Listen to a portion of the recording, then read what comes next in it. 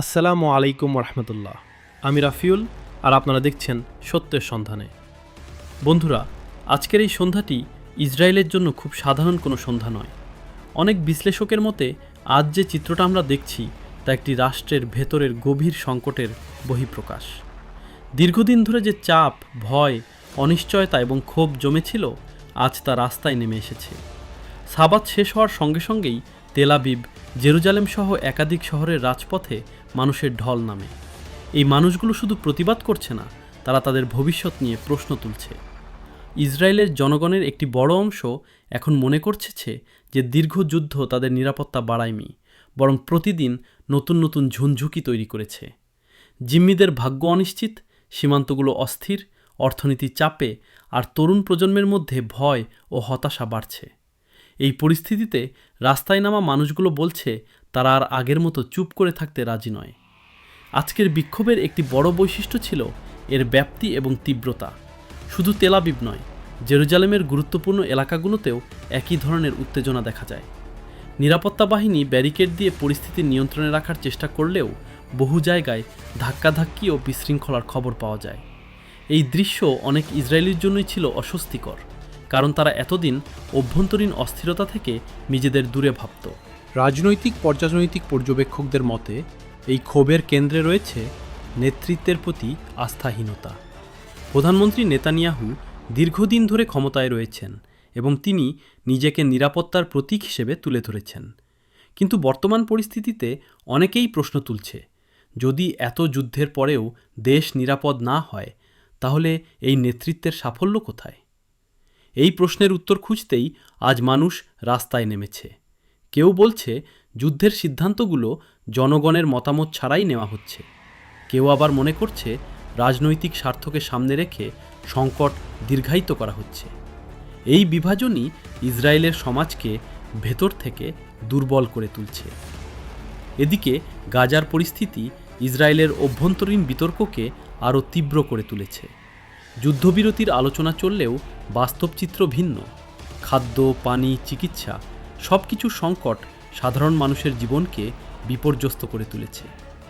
এসব খবর আন্তর্জাতিক মহলে প্রতিক্রিয়া সৃষ্টি করছে এবং ইসরায়েলের ওপর কূটনৈতিক চাপ বাড়াচ্ছে।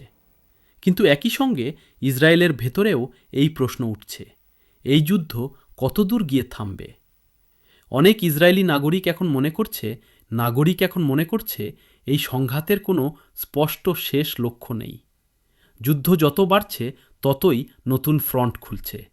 দক্ষিণে গাজা, উত্তরে লেবানন সীমান্ত, আর পেছনে আন্তর্জাতিক চাপ। সব মিলিয়ে পরিস্থিতি আরও জটিল হয়ে উঠছে। উত্তর সীমান্তের পরিস্থিতি বিশেষভাবে উদ্বেগজনক। দিনের পর দিন সেখানে বড় কোনো সংঘর্ষ না হলেও সামরিক বিশ্লেষকরা বলছেন এই নীরবতা স্বাভাবিক নয়। অতীতে দেখা গেছে দীর্ঘ প্রস্তুতির পরই বড় সংঘাত শুরু হয়। ফলে ইসরায়েলি সেনাবাহিনী সেখানে সতর্কতা বাড়াচ্ছে, রিজার্ভ বাহিনী প্রস্তুত রাখা হচ্ছে। এই পরিস্থিতিতে ইরানের ভূমিকা আলাদা করে গুরুত্ব পাচ্ছে। ইরান সরাসরি সংঘাতে না জড়ালেও তারা কৌশলগতভাবে নিজেদের প্রভাব বাড়ানোর চেষ্টা করছে। সামরিক মহড়া, অস্ত্র প্রদর্শন এবং কূটনৈতিক বার্তার মাধ্যমে তারা বুঝিয়ে দিচ্ছে এই সংঘাতের পরিধি যে কোনো সময় বিস্তৃত হতে পারে। এতে করে ইসরায়েল এবং তার মিত্রদের চাপ আরও বেড়েছে। এই সব কিছুর প্রভাব সরাসরি পড়ছে বিশ্ব অর্থনীতিতে। যুদ্ধের আশঙ্কা বাড়লেই বাজারে অস্থিরতা দেখা দেয়, তেলের দাম বাড়ছে, বিনিয়োগকারীরা নিরাপদ খাতের দিকে ঝুঁকছে, আর সাধারণ মানুষের জীবনযাত্রার খরচ বেড়ে যাচ্ছে। অনেক অর্থনীতিবিদ আশঙ্কা করছেন এই অস্থিরতা দীর্ঘ হলে বৈশ্বিক অর্থনীতি বড় ধাক্কা খেতে পারে। দর্শক, এই পরিস্থিতিতে সবচেয়ে বড় অনিশ্চয়তা হলো আগামী দিনগুলো কি নিয়ে আসবে। ইসরায়েলের ভেতরের এই ক্ষোভ কি রাজনৈতিক পরিবর্তনের দিকে যাবে, নাকি আরও কঠোর পদক্ষেপের মাধ্যমে তা দমন করা হবে? যুদ্ধ কি ধীরে ধীরে থামার পথে যাবে, নাকি আরও বিস্তৃত ও ভয়াবহ আকার নেবে? এই প্রশ্নগুলোর উত্তর এখনও স্পষ্ট নয়। তবে এটুকু নিশ্চিত, আজকের এই সন্ধ্যার ঘটনাগুলো ইসরায়েলের ইতিহাসে একটি গুরুত্বপূর্ণ অধ্যায় হয়ে থাকবে। কারণ এখানে শুধু যুদ্ধের কথা নেই, আছে একটি সমাজের ভেতরের ভাঙনের গল্প। দর্শক, আপনাদের মতামত আমাদের জন্য অত্যন্ত গুরুত্বপূর্ণ। আপনারা কি মনে করেন, এই অভ্যন্তরীণ অস্থিরতা কি ইসরায়েলের রাজনীতিতে বড় পরিবর্তন আনবে, নাকি পরিস্থিতি আরও অনিশ্চিত হয়ে উঠবে? কমেন্ট বক্সে আপনার চিন্তাভাবনা লিখে জানান। ভিডিওটি ভালো লাগলে একটি লাইক দিয়ে আমাদের উৎসাহিত করবেন এবং সত্য খবর ও গভীর বিশ্লেষণের জন্য সত্যের সন্ধানে চ্যানেলের সাথেই থাকুন।